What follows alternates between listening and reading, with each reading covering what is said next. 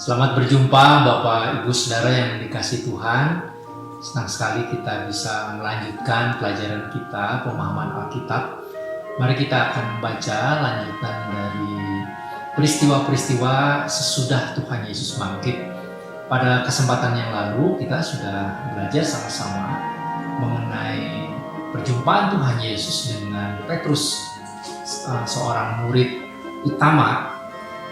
Panggilan Tuhan Yesus kepada Petrus sangat pribadi karena mengingatkan akan panggilan Tuhan Yesus supaya Petrus bisa memberitakan Injil dan memimpin jemaat.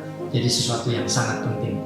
Nah, pada hari ini saudara-saudara kita akan melanjutkan percakapan Tuhan Yesus dengan Petrus, tetapi ada hal yang lain karena ternyata di dalam Injil Yohanes pasal 21 ayat 20 sampai ayat 25, Petrus menyebut seorang murid yang sebetulnya menjadi katakanlah misteri siapa murid ini, yang disebut murid yang dikasihi Yesus. Bagian ini saudara-saudara hanya ada di dalam Injil Yohanes. Jadi kita akan membaca bagian ini, Injil Yohanes pasal 21 ayat 20 sampai dengan ayat 25. Saya akan membacakan untuk kita. Ketika Petrus berpaling, ia melihat bahwa murid yang dikasihi Yesus sedang mengikuti mereka, yaitu murid yang pada waktu mereka sedang makan bersama duduk dekat Yesus dan yang berkata, "Tuhan, siapakah dia yang akan menyerahkan Engkau?" Ketika Petrus melihat murid itu, ia berkata kepada Yesus, "Tuhan, apakah yang akan terjadi dengan dia ini?" Jawab Yesus, "Jikalau aku menghendaki supaya ia tinggal sampai aku datang, itu bukan urusanmu. Tetapi engkau ikutlah aku." Maka tersebarlah kabar di antara saudara-saudara itu bahwa murid itu tidak akan mati. Tetapi Yesus tidak mengatakan kepada Petrus bahwa murid itu tidak akan mati, melainkan jikalau aku menghendaki supaya ia tinggal hidup sampai aku datang, itu bukan urusanmu. Dialah murid yang memberi kesaksian tentang semuanya ini dan yang telah menuliskannya, dan kita tahu bahwa kesaksiannya itu benar. Masih banyak hal-hal lain lagi yang diperbuat oleh Yesus, tetapi jikalau semuanya itu harus dituliskan satu persatu, maka agaknya dunia ini tidak dapat memuat semua kitab yang harus dituliskan. Saudara-saudara, bagian ini sangat jelas menyoroti tentang seorang murid Tuhan yang di dalam Injil Yohanes itu disapa sebagai orang ketiga, yaitu murid yang dikasihi Yesus. Tidak disebutkan namanya.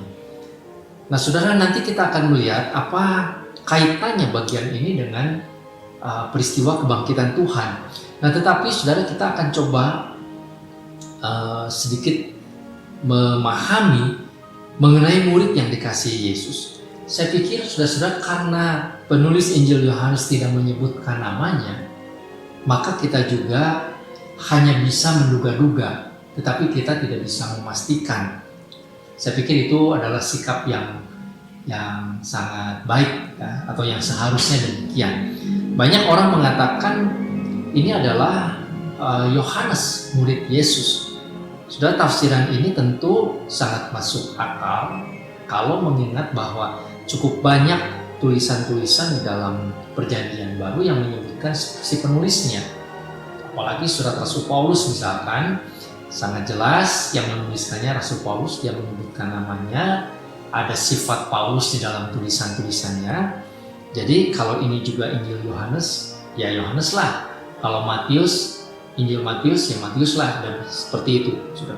Tetapi kalau kita melihat karakter Yohanes di beberapa Injil, ketika Yohanes berambisi misalkan untuk menjadi orang yang paling terkemuka, ada cerita demikian, ya, juga keluarganya, ibunya, juga ada sifat emosional.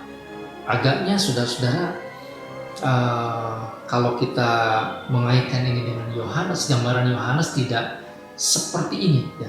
Sebab kata murid yang dikasihi Yesus itu hanya ditulis dalam Injil Yohanes, dan ditampilkan sebagai pribadi orang yang sangat dekat memang. Orang yang sangat mengenal Yesus, menjadi murid Yesus sejak awal.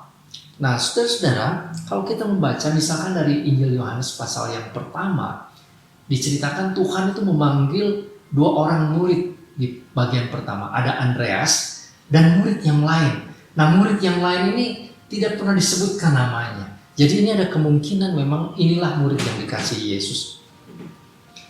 Dan itu ditulis di awal Injil Yohanes. Pada bagian akhir Injil Yohanes, murid yang dikasihi Yesus itu ditampilkan sebagai bagian yang terakhir.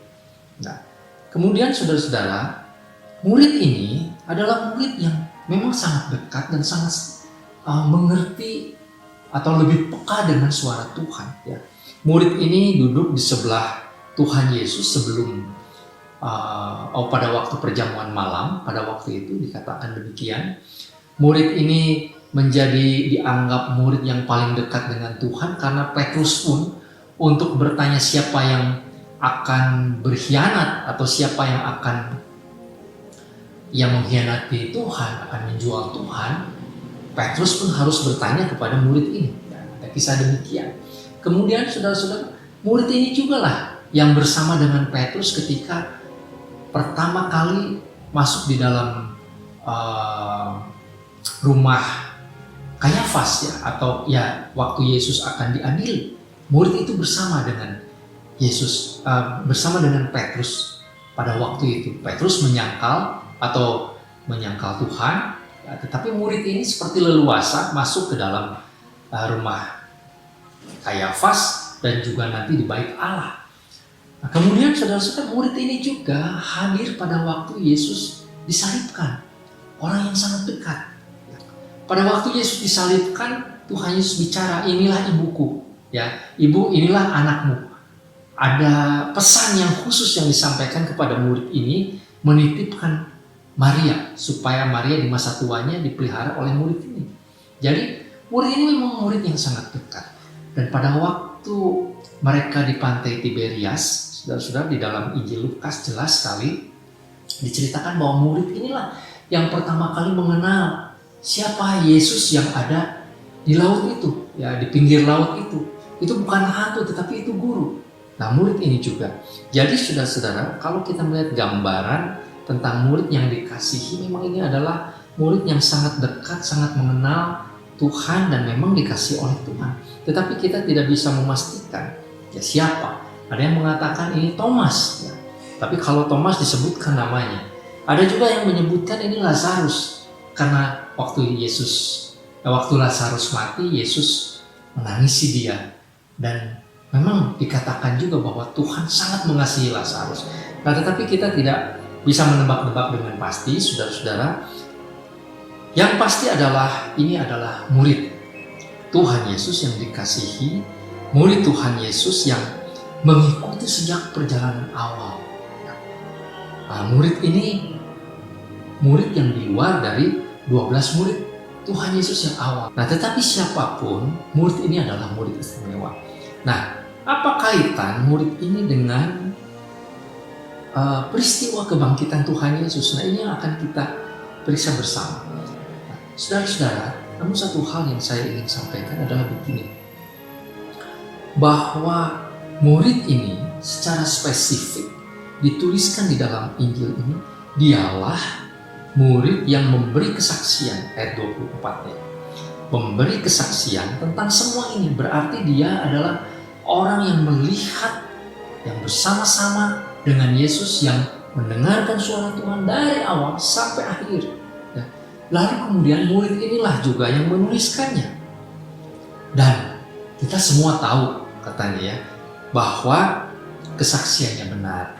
Nah, saudara-saudara, memang menjadi pengetahuan umum bahwa sesudah gereja berkembang itu ada kelompok-kelompok pengikut ya. Ada kelompok pembaca Injil Matius, tetapi juga memang ada kelompok pembaca Injil Yohanes. Ini kelompok yang khusus. Jadi memang murid yang dikasih ini nampaknya menuliskan Injil Yohanes ini kepada kelompok ini pertama kali. Dan apa yang disaksikannya itu adalah sesuatu yang benar. Jadi saudara-saudara, saya bisa mendapatkan satu hal yang penting sekali untuk kita bisa mengerti bahwa apa yang terjadi dengan Tuhan Yesus itu disaksikan dengan sangat teliti, dituliskan, lalu diberitakan. Nah, kita mempercayai apa yang terjadi dengan Tuhan Yesus, apa yang dikatakan oleh Tuhan Yesus, apa yang menjadi pesan-pesan utama dari Tuhan itu melalui kesaksian dan melalui tulisan dari murid-muridnya, orang-orang yang langsung melihat. Dan apa yang disaksikan itu dikoreksi, diperiksa juga oleh umat pada waktu itu sebagai kesaksian yang benar. Jadi saudara-saudara, Tuhan berfirman kepada kita itu melalui manusia, melalui para rasul, orang-orang yang mencintai Tuhan. Nah, itu yang pertama. Nah, hal yang kedua yang sangat menarik menurut saya adalah bahwa murid ini disebut murid yang dikasihi. Karena dia dikasihilah, maka dia bisa menyaksikan, bisa mengalami, bisa menuliskan, dan bisa memberitakan Injil Tuhan. Dipakai oleh Tuhan untuk memberitakan kesaksian tentang kehidupan dan perkataan Tuhan Yesus. Saudara-saudara, Tuhan memang memberikan perintah bagi kita untuk mengasihi Tuhan. Di kesempatan yang lalu, Petrus diuji terus apakah dia sungguh mengasihi Tuhan. Tetapi pada bagian ini, saudara-saudara, kita melihat bahwa ada hal yang penting. Selain kita harus mengasihi Tuhan, saudara-saudara, kita mesti mengetahui bahwa identitas diri kita adalah orang-orang yang dikasihi oleh Tuhan. Saudara-saudara, karena kita dikasihi oleh Tuhan, maka itu cukup bagi kita. Kadangkala, saudara, kita bisa merasa ada banyak orang yang mungkin tidak suka kepada kita karena perbuatan kita yang benar, tentunya bukan yang salah. Karena ucapan kita yang benar, orang tidak suka. Atau karena kelemahan-kelemahan kita, orang tidak suka. Karena perbedaan-perbedaan, orang tidak suka. Karena mungkin berkat-berkat yang Tuhan berikan kepada kita, orang tidak suka. Saudara-saudara, kadang-kadang ketidaksukaan orang lain, sikap orang lain, respons orang lain terhadap kita, itu sering mengganggu kita. Padahal, saudara-saudara, hal yang utama, yang paling penting, itu adalah kita tahu bahwa kita dikasihi oleh Tuhan. Sama seperti domba-domba yang dikenal namanya, yang dikasihi oleh Tuhan, maka sebetulnya sebagaimana Daud mengatakan, kalau Tuhan adalah gembalaku, aku tidak kurang apa-apa, tidak butuh apa-apa lagi. Jadi saudara-saudara, kasih Tuhan itulah yang mendasari kehidupan kita. Itu cukup bagi kita. Karena Tuhan mengasihi kita, maka kita juga seperti murid yang dikasihi ini memberi kesaksian kepada dunia, memberikan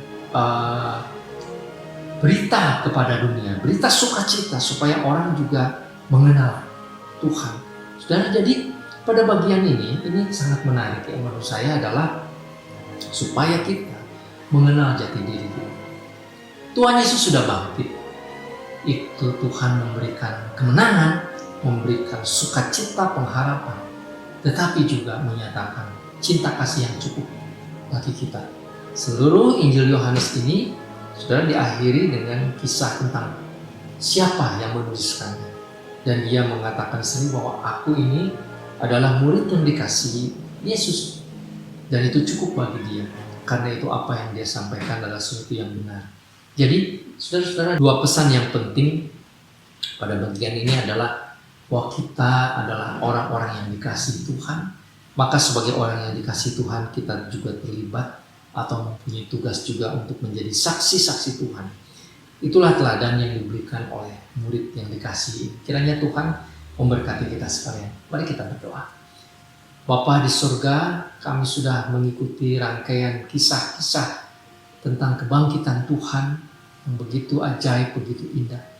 Dan sampailah kami kepada satu bagian di mana kami disadarkan bahwa kami sungguh dikasihi oleh Tuhan. Tolonglah kami ya Tuhan, supaya sebagai orang-orang yang dikasihi oleh Tuhan, kami juga diberikan kerelaan untuk memberitakan Injil, diberi semangat untuk memberitakan sukacita kabar baik kepada seluruh dunia. Terpujilah nama-Mu Bapa, dalam nama Tuhan Yesus kami berdoa. Amin. Tuhan memberkati kita, sampai berjumpa kembali.